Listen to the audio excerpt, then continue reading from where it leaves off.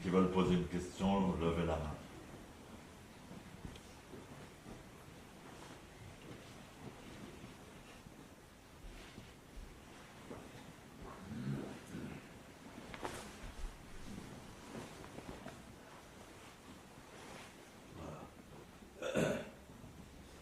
Est-ce que effectivement ces deux manifestations de l'enseignement du Bouddha n'existaient pas dans son esprit à lui? Et ce qui, moi, m'a parfois effectivement étonné, c'est que le Bouddha qui était déjà éveillé, pendant une fraction de seconde, s'est vu ne pas le transmettre. Ne pas transmettre son enseignement, pensant qu'en fait les gens ne pourraient pas le comprendre, ne pourraient pas le recevoir. C'est pas tout à fait exactement ça, mais disons qu'en tout cas, c'est l'information que j'avais retenue. ouais. Et effectivement, c'est quelque chose qui Et là encore une fois, c'est Hinayana Mahayana. C'est quelque chose que j'étudie parce que moi, en fait, enseigner, c'est étudier, quoi. C'est la véritable étude. Et donc ça prend du temps pour approfondir. C'est comme si on creuse un trou, où on fait de l'archéologie. Il faut bien balayer avec un petit pinceau, mettre à jour les pierres et l'antiquité et tout ça pour comprendre qu'est-ce qu'il y a eu avant. Et donc ce truc de Hinayana Mahayana, c'est toute notre histoire, et nous les disciples de Deshimaru en particulier, parce que Deshimaru c'était vraiment un bodhisattva et c'était vraiment bon. Et puis nous on sortait des conneries comme justement, ouais, nous c'est le Mahayana et tout, et en fait, Sensei nous enseignait toujours, ouais, les bonos sont la source du Satori et tout ça, alors donc tout le monde était tout content d'avoir des bonos, on a créé beaucoup de karma, beaucoup de mauvais karma, et après on se rend compte, mais on s'est complètement trompé, on n'a rien compris à l'enseignement, donc il faut comprendre en même temps cette liberté, mais en même temps cette importance de se sauver du mauvais karma et tout ça. Et donc, quand le Bouddha il a été éveillé, c'est pas qu'il s'est dit les autres comprendront pas. Il s'est dit tout l'univers est en moi. Qu'est-ce que je vais aller me parler à moi-même. Et ça, c'était l'inayana, c'est-à-dire il avait eu son éveil. Donc il n'avait plus rien à dire à l'extérieur. Parce que l'extérieur est déjà au courant, puisque l'extérieur est l'émanation de son éveil. Donc c'est plutôt dans ce sens-là, c'est un truc qui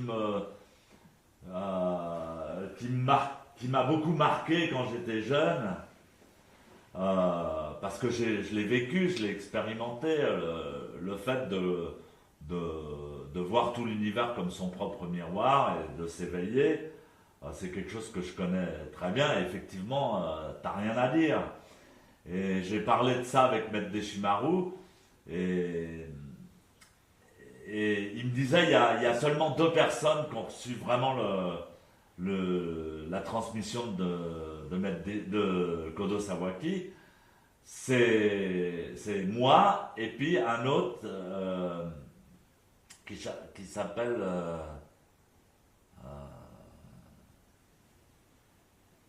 j'arrive plus à me rappeler de son nom.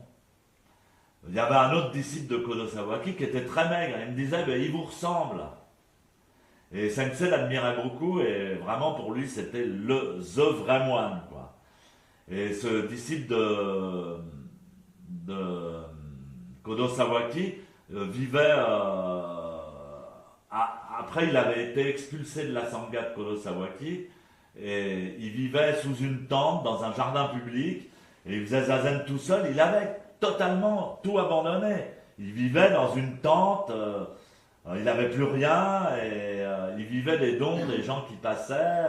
Bon, les gens l'avaient un peu adopté. Il jouait de la musique avec une herbe.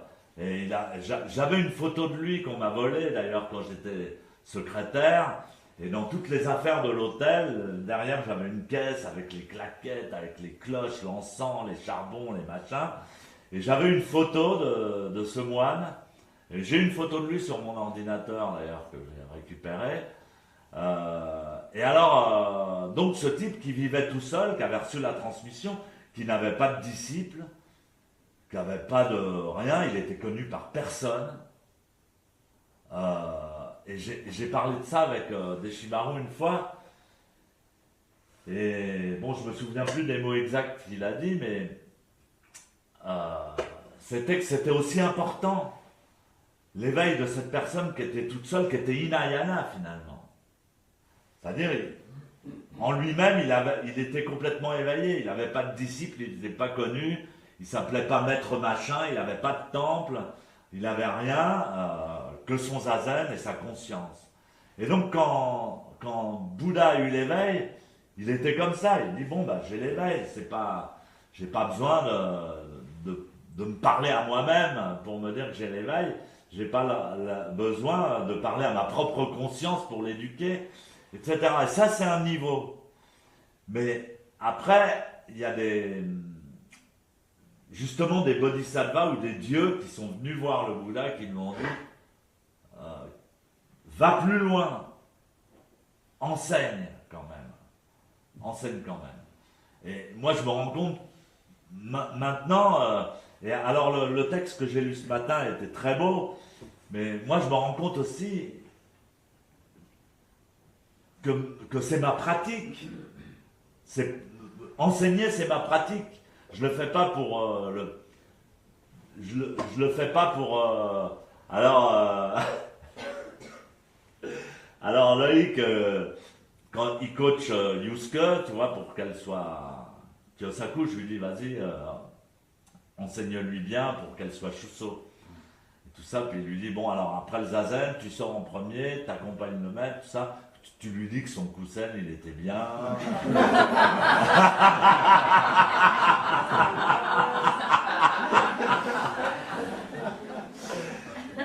Mais c'est une phase de la pratique, et moi je vois le truc, ça existe. Par exemple, ce temple, je serais incapable, moi matériellement, je suis hyper nul, tu vois, incapable. Bon, peut-être construire un petit mur en pierre sèche comme ça, mais quand on me dit bon, il faut construire ça me paraît compliqué, difficile, le matériel, c'est difficile et je me sens incapable d'entretenir matériellement ce temple, de faire les travaux qu'il faut, ou même d'ouvrir l'eau, ou de réparer l'électricité, ou des trucs comme ça. Et parce que qu'est-ce qu'on cherche à créer? Des fois on se dit ouais, le zen ça sert à rien, on fait zazen, mais c'est pas vrai, c'est fabuleusement puissant et tout consiste à créer les conditions de pratiquer zazen ensemble dans un dojo. C'est le truc principal. Et quand je pratique au même titre que les disciples, peut-être même plus que les disciples parce que j'en suis plus conscient, je ressens une gratitude de pouvoir continuer la pratique, quoi.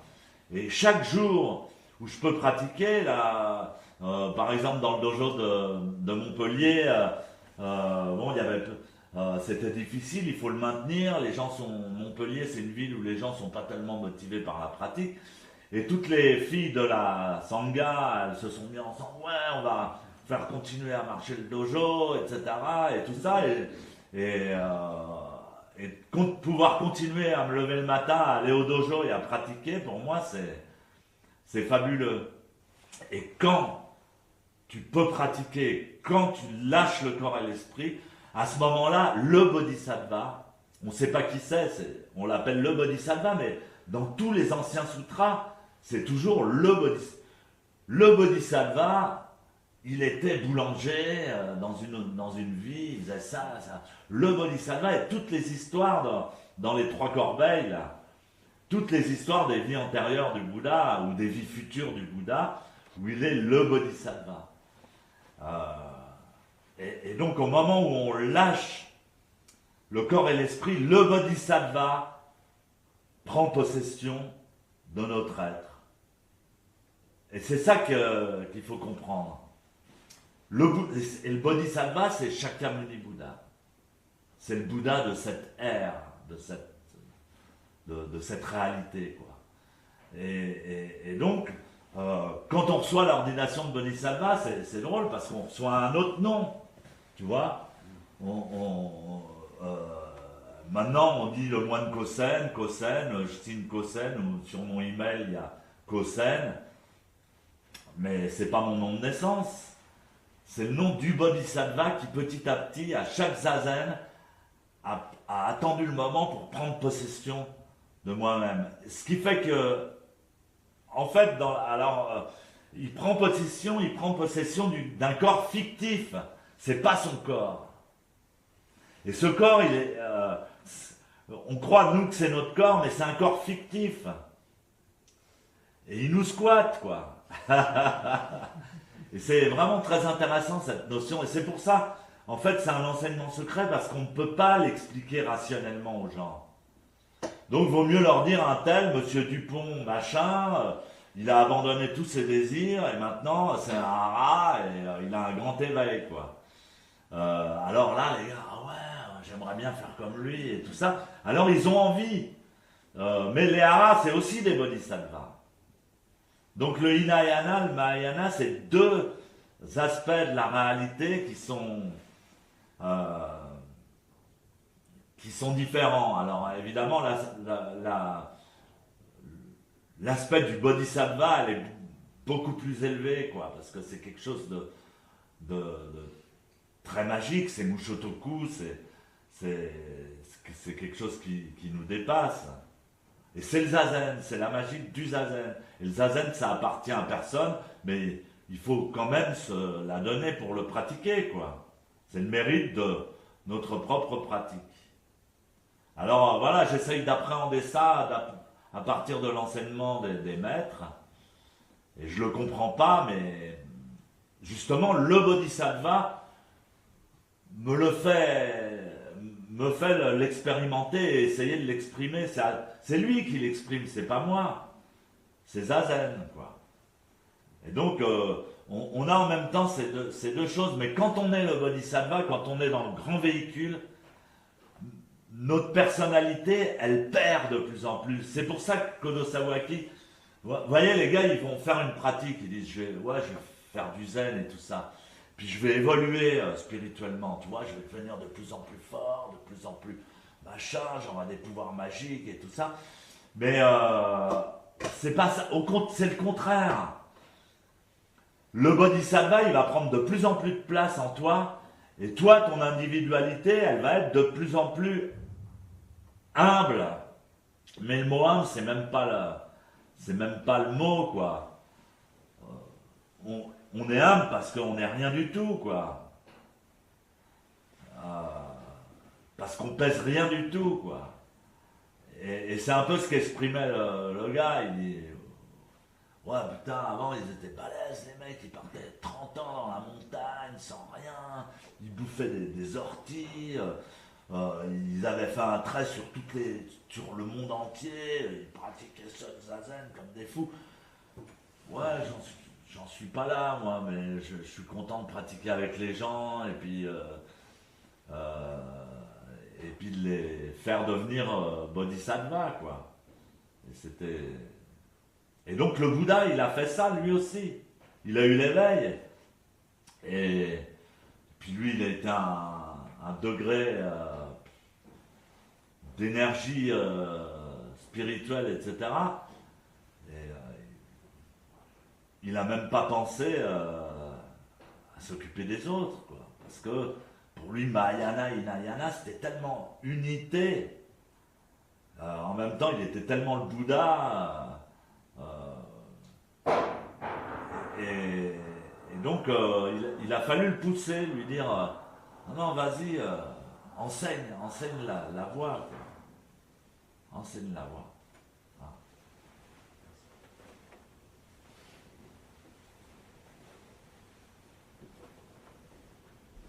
Oui.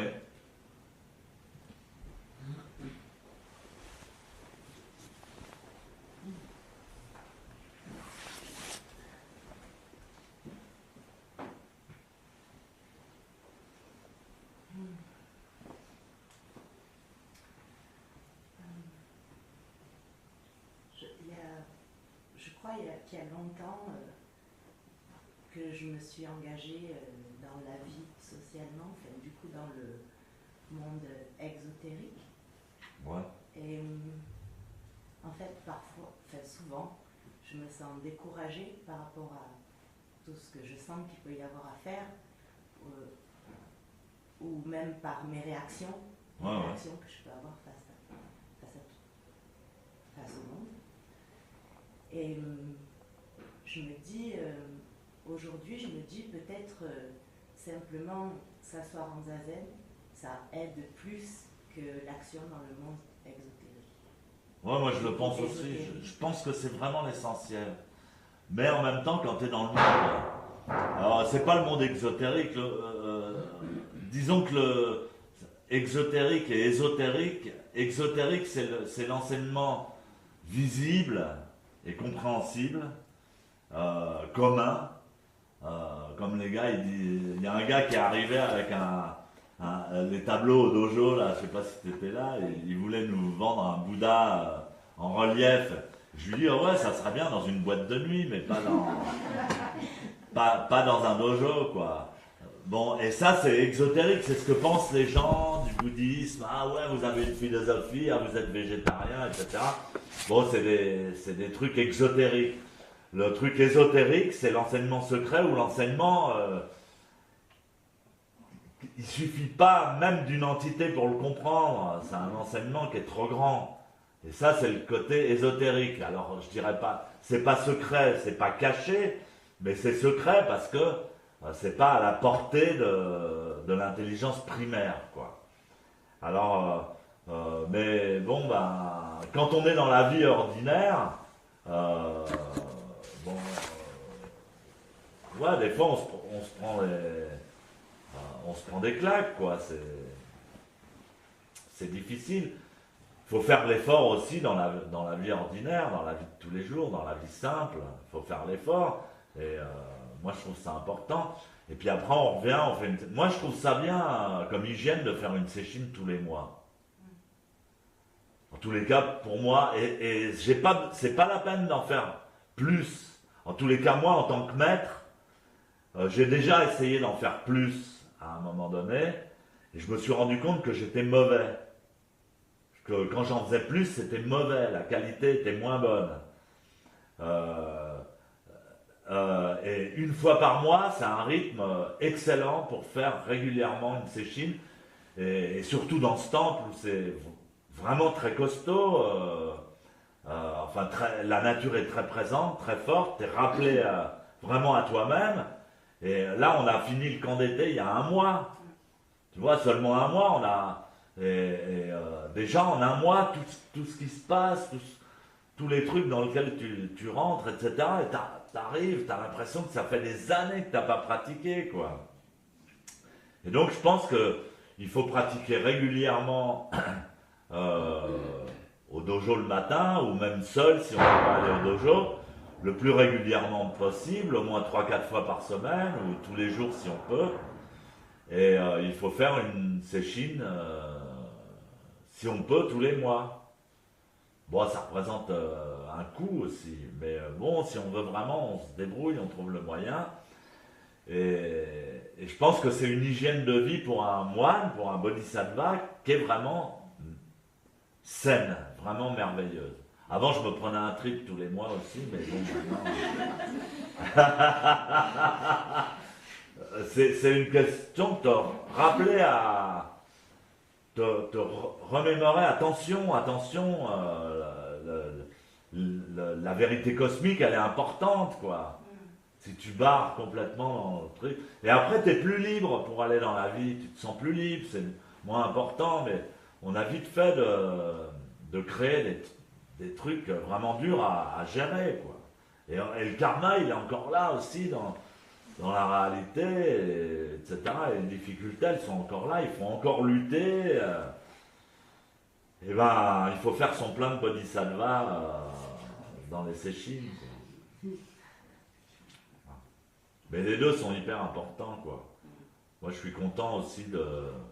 Bon, ben, il faudra ne pas avoir de karma, le but, c'est vraiment d'éliminer le karma, mais des fois, on croit qu'on l'a éliminé, puis bam, il ressurgit. Et on doit se forger des armes spirituelles, vraiment, parce que ça en appelle au spirituel. Peut-être qu'il y a des gens qui sont vachement forts pour gagner de l'argent, pour faire certains trucs, ou aussi pour construire des baraques, pour faire des trucs, ou comme musicien, ou comme acteur, ou des mecs qui te disent « Ouais, mais moi j'ai aucune difficulté à dealer avec l'argent, les millions, faire des emprunts, tout ça, ça me fait pas peur. » Il y a des gens qui sont doués, mais le karma est plus fort, et même si t'as un truc social vachement fort, tu peux le perdre. Tu peux le perdre du jour au lendemain. Et donc, je parlais de... Comment il s'appelle ton mari? Thierry. Voilà, Thierry, voilà, mon disciple. Thierry, ça fait des années qu'il est mon disciple. Donc, je l'ai connu avant qu'il ait eu son accident, etc. Et il a eu son accident, et ce qu'il m'a dit, c'est... Et donc, c'est un truc cosmique. Il marchait dans la montagne, c'est un guide de montagne. Il a reçu une pierre qui est tombée de la montagne, de 200 ou 500 mètres, une pierre comme ça, paf, ça lui a touché la colonne vertébrale, il est tombé dans le coma, et puis quand il s'est réveillé, bah, il était handicapé. Il m'a dit, je sais pas, ça m'a pas choqué, j'étais comme quelqu'un d'autre, c'était une autre vie, une autre destinée, totalement, du jour au lendemain, pof, j'étais quelqu'un d'autre. Donc, et c'est un enseignement très profond, parce qu'on est tous comme ça, on est tous fragiles. Et donc, le pouvoir spirituel, le pouvoir de l'esprit, c'est ça qu'il faut forger, quoi. Ça, c'est très important. Et ça, c'est Zazen. C'est en grande partie Zazen. Ouais. C'est Zazen la base. Voilà. À partir de Zazen, tu peux pratiquer des tas d'autres choses. Justement, on m'a offert un bodhisattva, là, un vieux bodhisattva chinois, la fille chinoise. Et alors, on le voit assis, il y a la posture de Zazen, après il fait ce mudra-là, puis après il fait des tas de mudras, il a plein de bras, où il fait des mudras, c'est des aspects du pouvoir magique de Zazen, en fait, des aspects qui inclut aussi la vie dans le social, quoi. On lui a pas foutu un marteau ou une tronçonneuse dans la main, mais on aurait pu. C'est des dons, quoi.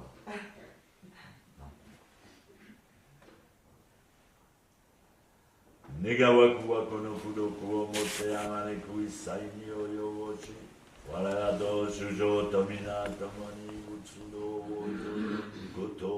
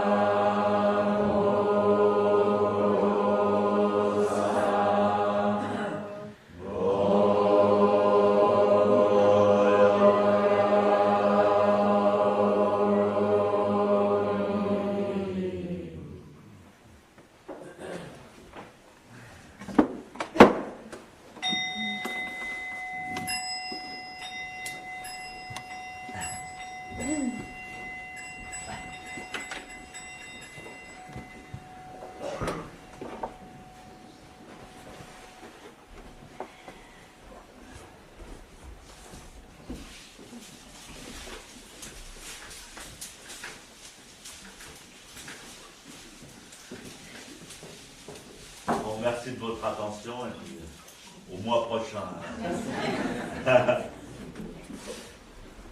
Le petit s'est mis en règle parce qu'il est full.